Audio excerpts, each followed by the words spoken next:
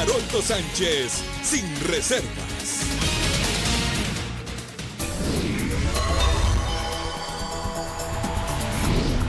Buenas noches, gracias por de nuevo aceptar que estemos en sus hogares. Hoy para mí es un momento agradable, es una mujer a la que se admira no solo por su valentía, sino yo diría también por su integridad. Es la ex magistrada Claudia Escobar, quien se encuentra acá en los estudios para hablar de esos temas que tanto nos preocupan. Doctora, gracias de verdad por haber aceptado darnos este tiempo. Gracias a usted por la invitación y por la oportunidad de compartir sobre estos temas que son de importancia para todos en Guatemala. Usted tuvo que irse un día, tomó una decisión tan difícil, cambiar de la noche a la mañana su propia existencia. ¿Se arrepiente de algo? No, en realidad no me arrepiento. Creo que hay puertas que se cierran y otras puertas que se abren y que de alguna manera son el camino que decidimos tomar. Sin embargo, pues para mí siempre es importante lo que sucede en Guatemala, lo que está pasando en el sistema de justicia, y la carrera judicial es una vocación, ¿verdad?, por la que uno está dispuesto a continuar trabajando y fortaleciendo. Bueno, yo tengo una pregunta que es medio complicada si uno lo quiere ver así. ¿Por qué tomó usted la decisión en su momento de grabar ese encuentro con el diputado Woody Rivera y el otro abogado? Bueno, mire, yo desde que ingresé al organismo judicial tuve la intención de aportar en la transformación de la institución. Y en ese esfuerzo creamos un instituto que buscaba y perseguía precisamente esos fines, que es el Instituto de la Judicatura. A través del instituto nosotros estuvimos monitoreando el desarrollo de las comisiones y veíamos que había grandes problemas. Cuando a mí me llegó este mensaje de un abogado que llevaba mucho tiempo de no comunicarse conmigo, con que habíamos compartido en las aulas universitarias, me pareció una llamada extraña, específicamente porque él me dijo que quería hablar conmigo sobre el tema de elección de magistrados. Entonces, cuando además me informó que lo iba a acompañar un diputado, las alarmas se levantaron, ¿verdad? Y como le comento, estábamos monitoreando precisamente la legitimidad del proceso de elecciones, en donde había grandes falencias, y decidí grabar la conversación para ver de qué se trataba el encuentro que ellos estaban proponiendo. Cuando ese encuentro se da y usted empieza a darse cuenta que hay una presión atrás, ¿fue bueno entonces grabarlo? Fue bueno grabarlo, pero en ese momento definitivamente para mí fue muy incómodo. Yo me di cuenta que era una reunión en la que no debía yo estar, ¿verdad? Porque estábamos hablando de un tema judicial, no un tema de elecciones, que era un tema privado y un tema personal, sino estábamos hablando de un tema de un proceso judicial, y sí fue un momento de preocupación y de mucha incomodidad. Esta situación que se dio con usted podría significar que jueces y magistrados continuamente están sometidos a este tipo de presiones. Bueno, mire, yo creo que en la función judicial siempre hay presiones, porque estamos resolviendo conflictos, estamos en medio de un problema de conflictividad. Cuando el juez tiene que lidiar con problemas de personas que son influyentes, obviamente el nivel de riesgo, digamos, aumenta, ¿verdad? Y Guatemala es una sociedad muy conflictiva, entonces sí, los jueces están siempre sometidos a presiones. O sea, todo caso que se presenta a un juez es una presión de tratar de resolver en la medida de lo posible, lo más apegado a lo que dictan las leyes, ¿verdad? Y al conocimiento que uno tiene, a la experiencia, pero sobre todo tratando de que se haga la justicia para las partes que están involucradas. ¿Usted cree que pagó un costo muy alto por haber hecho lo que hizo? Mira, definitivamente sí, porque para mí el tener que alejarme de mi país, alejarme de la profesión, es un costo que tiene un precio, ¿verdad? El no estar cerca de la familia, entonces uno se siente, aunque hayan oportunidades y aunque, como le mencionaba al principio, hayan puertas que se abren, está uno lejos de su entorno, de su cultura, del lugar donde quiere que sus hijos crezcan, ¿verdad? Entonces eso es un costo alto. ¿Usted se da cuenta que en su momento se convirtió en un gran ejemplo para el resto de ciudadanos y sobre todo de sus colegas?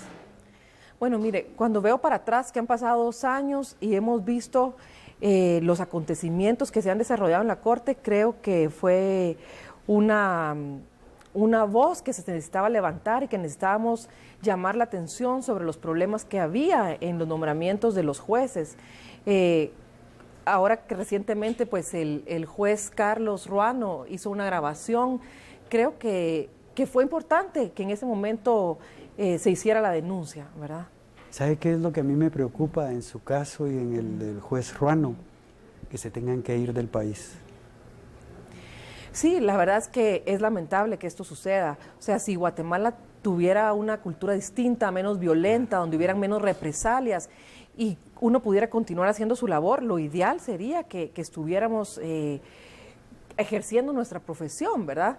Sin embargo, el tema de represalias era enorme en ese momento. O sea, si ustedes recordarán, incluso el presidente de la República salía hablando, desacreditando lo que yo decía. El diputado Rivera decía, ella no sabe con quién se metió, esto no se va a quedar así. O sea, habían indicios, aparte de otras situaciones muy, muy graves, ¿verdad? Entonces, no solo se expone al funcionario judicial, sino que todo un núcleo familiar, a los jueces que lo apoyan, que lo respaldan.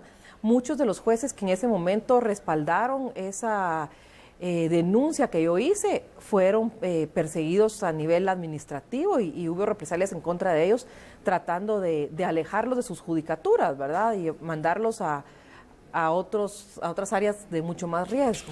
¿Por qué cree usted que esto que está contando ahorita se da?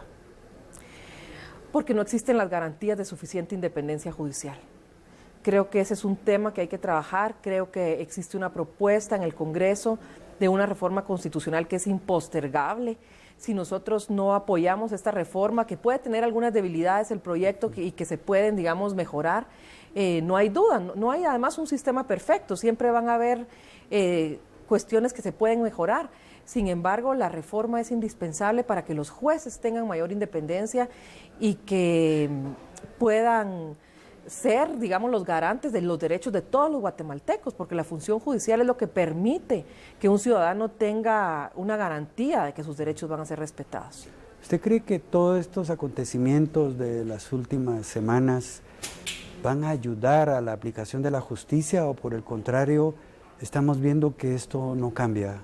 Mire, creo que el sistema judicial, como todas las instituciones del Estado, hay infiltración de grupos de interés, de crimen organizado, es algo que no podemos ocultar, o sea, no podemos tapar el sol con un dedo. Por muchos años Guatemala ha estado sometida a intereses mezquinos, ¿verdad? Entonces creo que en el organismo judicial hay personas muy valiosas entre los auxiliares de justicia y los jueces que tienen que ser los que salven esta situación.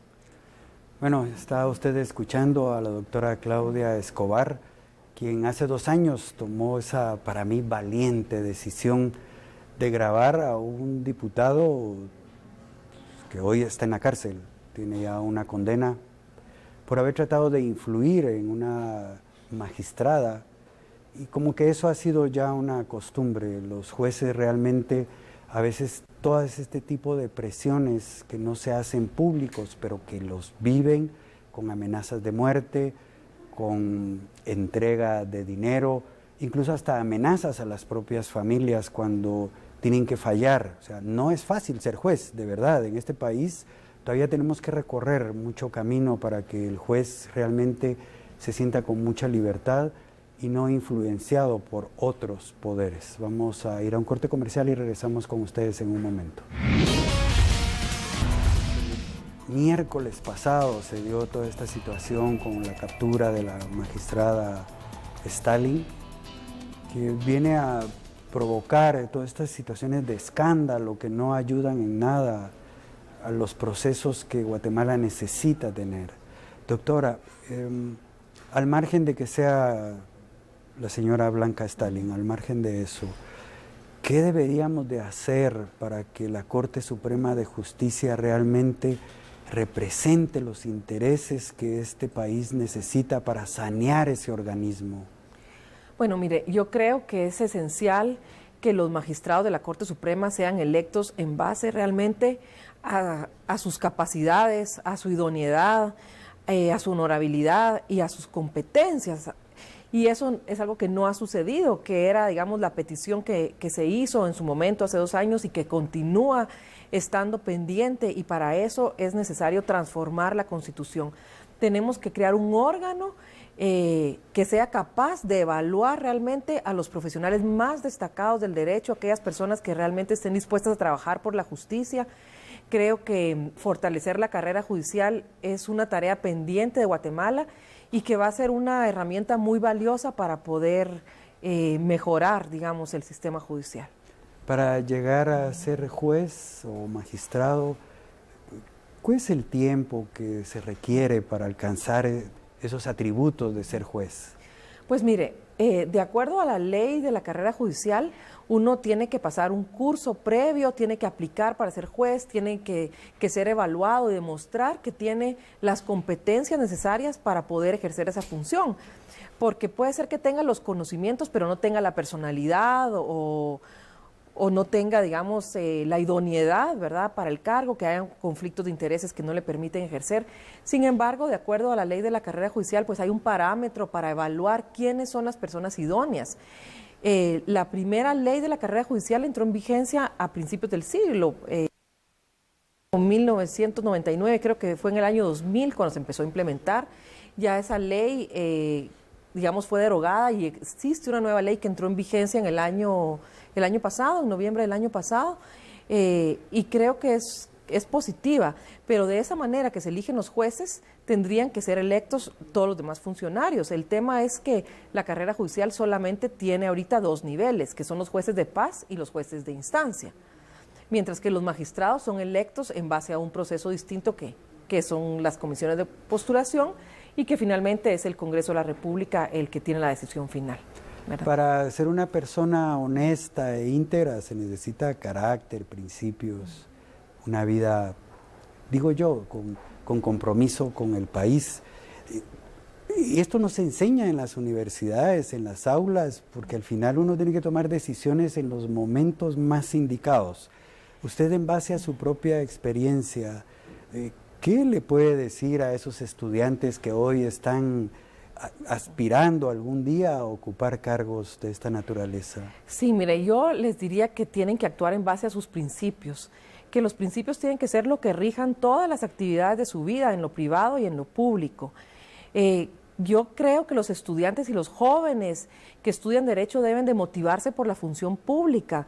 Tenemos que rescatar el valor que tiene ser un funcionario en cualquiera de las áreas de la administración pública, ya sea como jueces, como fiscales, pero también como asesores, ¿verdad?, de los ministerios, y esto se hace a través, pues, de lo que son las carreras, ¿verdad?, y es una tarea pendiente en Guatemala el mejorar la carrera judicial, la carrera fiscal, pero también la ley del servicio público. Es esencial que eso mejore, y a los jóvenes, pues, sugerirles que se involucren en el quehacer, porque si queremos mejorar el país, no podemos ser indiferentes a los problemas de Guatemala, ¿verdad?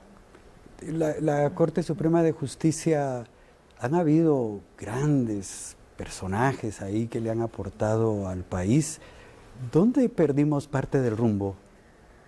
Bueno, es una buena pregunta, pero creo que hay una gran responsabilidad de la academia. Yo creo que en algún momento la Universidad San Carlos, que es, digamos, la más antigua, dejó de tener ese estándar que se esperaba, ¿verdad?, de un abogado, de un profesional, y entonces se fueron flexibilizando, digamos, las normas para poder acceder a un título, y creo que eso es parte también del problema, ¿verdad?, el que las universidades no han cumplido de alguna manera con esa función que tienen, y creo que es un camino que pueden retomar. ¿Y de qué manera piensa usted que las universidades y sobre todo la San Carlos podría retomar ese camino? Pues mire, poniendo también el tema de valores, el tema de ética, entre los estándares que debería tener todo profesional. ¿Y cree que se podrá lograr? ¿Sabe por qué le pregunto? Porque no es que yo ya no tenga esperanza, yo la tengo mucho, pues creo que Guatemala merece un mejor presente y eso va a ser un mejor futuro, pero si desde las aulas universitarias no entendemos que debemos luchar, no por hacer dinero como sea, claro, sino por aportarle a Guatemala, esto no va a cambiar. Estoy de acuerdo con usted, yo creo que esto es un tema cultural, es un tema que tiene que ser trabajado desde la familia también, desde las casas. Los papás y las mamás tienen una gran responsabilidad en la forma en que educan a sus hijos y los principios que siembran en los niños, ¿verdad? Creo que no solo las universidades, sino que también los colegios, las escuelas, ha de haber una reforma del currículum y inculcar principios y valores. Es algo que tiene que darse, ¿verdad? El amor al país, o sea, esa responsabilidad que tenemos. Vemos en Guatemala grandes dificultades en el sistema educativo. Las noticias son alarmantes, o sea, 2,5 millones de niños que no van a tener acceso a la educación.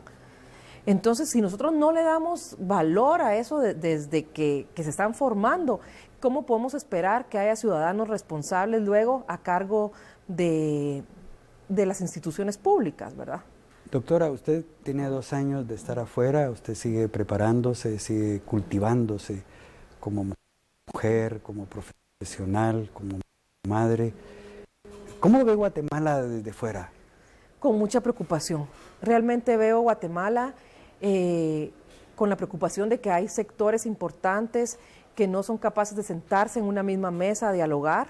Creo que hay desconfianza, creo que hay resentimientos y creo que esto es algo que nos impide avanzar.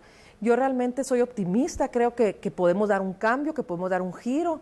Hay países que han demostrado que lo han logrado hacer y los resultados son en beneficio de todos los ciudadanos, ¿verdad? Si vemos en Latinoamérica, podemos pensar en un Chile que logró ser un país como el nuestro y ahora está entre los países avanzados, ¿verdad? Y los beneficios, como le digo, son para todos. Perú también es otro ejemplo. Hace 25 años Perú tenía los mismos indicadores de desarrollo que nuestro país.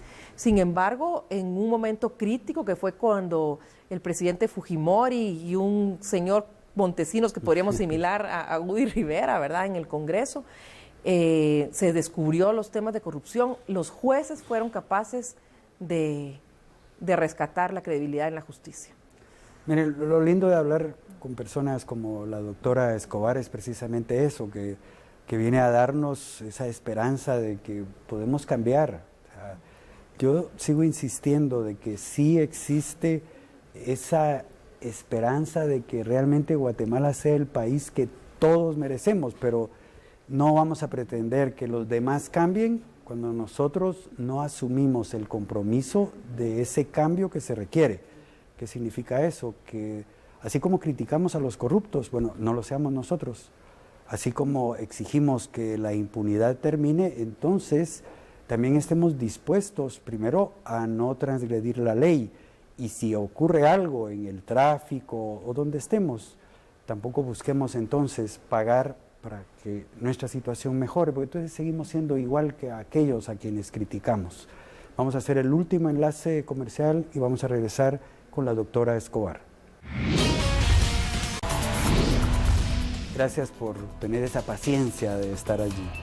Doctora, estando usted fuera, la persona que trató de influir, las 2 personas que trataron de influir en usted han sido condenadas. Eso significa que este caso pues, tuvo un resultado satisfactorio para la sociedad guatemalteca. ¿Cómo lo vivió usted desde fuera? Bueno, mire, con inquietudes, ¿verdad? El proceso no fue un proceso rápido, fue un proceso que en un inicio la Corte Suprema, que no es la actual, sino que era la anterior, decidió no levantar el antejuicio contra el diputado. Y fue la CICIG la única instancia que presentó un amparo en contra de esa resolución y la Corte de Constitucionalidad obligó a la Corte actual en ese momento a analizar el caso y fue cuando se le levantó el antejuicio. O sea, fue un proceso que no fue ágil, ¿verdad?, sino que tuvo sus problemas y actualmente, pues en octubre del año pasado, fueron condenados en primera instancia. Sin embargo, hay todavía una apelación pendiente, recursos pendientes a los cuales hay que estar atentos, ¿verdad? ¿Usted pensó que eso iba a tener ese resultado final o creyó que esto iba a ser un caso más de impunidad? Mire, con la primera resolución, cuando vi que lo habían blindado de impunidad, porque eso fue lo que hizo la Corte en su momento, cuando no aceptó levantar el antejuicio del diputado, creí que iba a ser un caso más, que iba a quedar en la impunidad, ¿verdad? Y también creo que vale la pena decirlo, que si la Comisión Internacional contra la Impunidad no hubiera estado en Guatemala, yo probablemente no hubiera presentado la denuncia. Seguramente no hubiera aceptado el cargo, pero no hubiera hecho una denuncia pública, porque yo hubiera pensado que no había posibilidades para que el proceso pues se siguiera con objetividad. Entonces, la credibilidad que yo tenía realmente era en la Comisión Internacional, y ahí fue donde yo puse la denuncia en contra del diputado. Aquella conferencia de prensa donde usted fue acompañada por jueces y magistrados, y usted era el centro, digamos, pero rodeada de colegas solidarios en ese momento, ¿qué le hicieron sentir a usted? Porque mire, a veces uno puede tomar decisiones, pero lo dejan solo. Claro. En su caso, no fue así. Mire, fue un momento muy emocionante, realmente como juez, fue un momento en que yo vi la solidaridad de los jueces y yo sentí que yo hice la denuncia únicamente acompañada de 3 juezas mujeres, pero no eran las únicas que sabían del problema, habían muchos más que prefirieron guardar silencio en ese momento por temor. O sea, no era porque no estuvieran convencidos de que era lo correcto, sino que tenían miedo a las represalias de que podían ser objeto el pararse y acompañarme a hacer la denuncia. Entonces yo lo entendía, sin embargo, el ver que cuando esto se hizo público y la reacción que hubo de muchos jueces que me acompañaron en esa oportunidad para solicitar a la Corte de Constitucionalidad que anulara un proceso de elecciones de jueces y de magistrados que estaba viciado, fue un momento en realidad muy satisfactorio a nivel personal y a nivel profesional, que lamentablemente pues concluyó en que la Corte avaló ese proceso, ¿verdad? Después supimos que ese grupo de jueces y magistrados que a usted le acompañaba en ese instante fueron castigados. Y yo quiero que usted me diga de dónde surgió el castigo para estos compañeros suyos en ese momento. De la propia Corte Suprema, de la propia Corte Suprema de Justicia, en donde siempre han habido personas que han defendido intereses mezquinos, ¿verdad?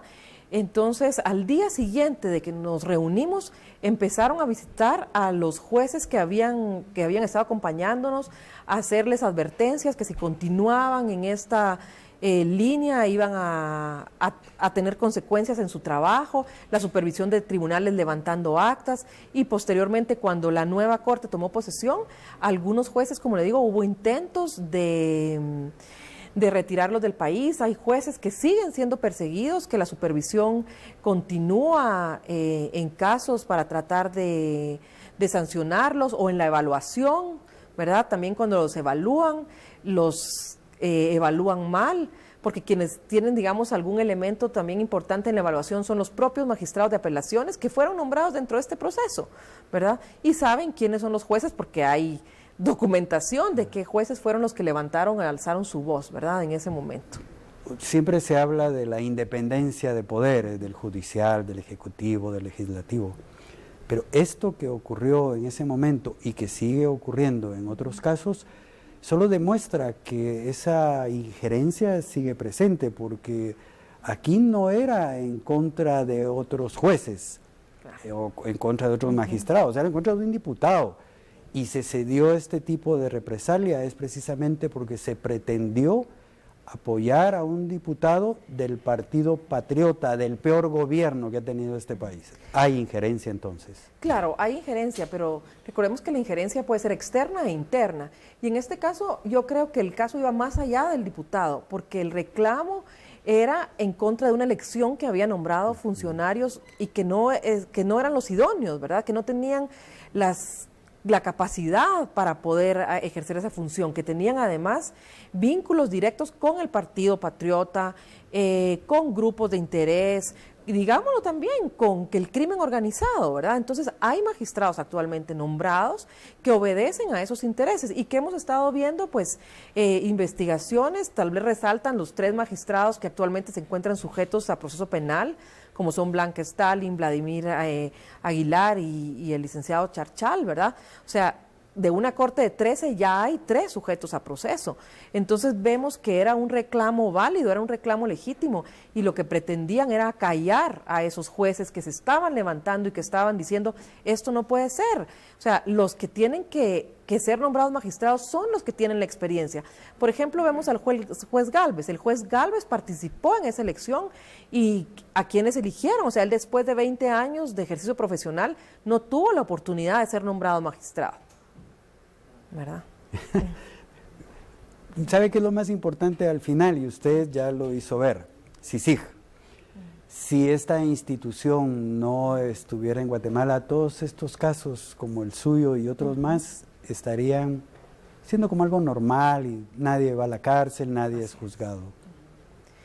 Tiene toda la razón, era lo que mis colegas me decían cuando yo les hablé a las personas, digamos, más cercanas, de mayor confianza, para que respaldaran esa denuncia, era lo que me decían, no va a pasar nada, ese es el sistema, no hables, te vas a arriesgar por gusto. Entonces era un tema en el que yo, la verdad es que, como le digo, pensando en mis hijos, en el país que quiero para ellos, creí que en ese momento era importante que el pueblo de Guatemala supiera lo que estaba pasando, ¿verdad? Y usted se convirtió en un ejemplo. Bueno, pues, gracias.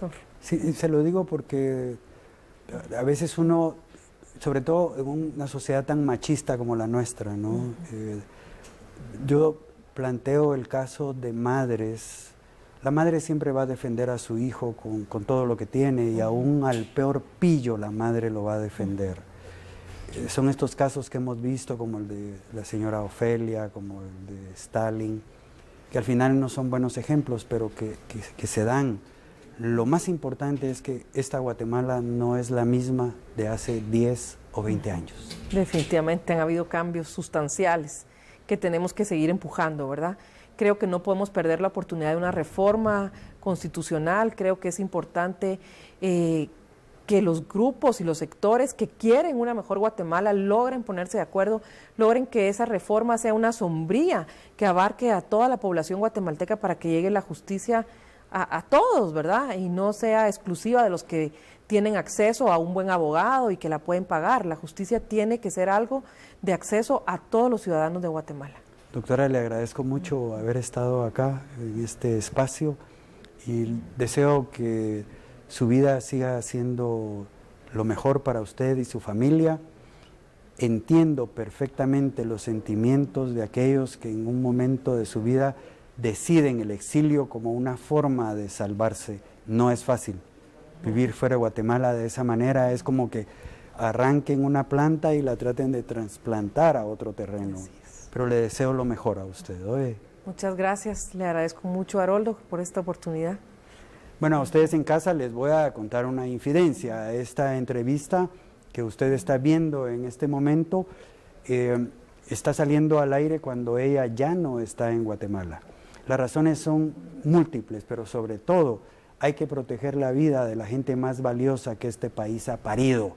Y ella, Claudia Escobar, es una de esas mujeres valientes que están ahí para que la sociedad se dé cuenta que no todo está podrido, que hay sus excepciones y grandes excepciones.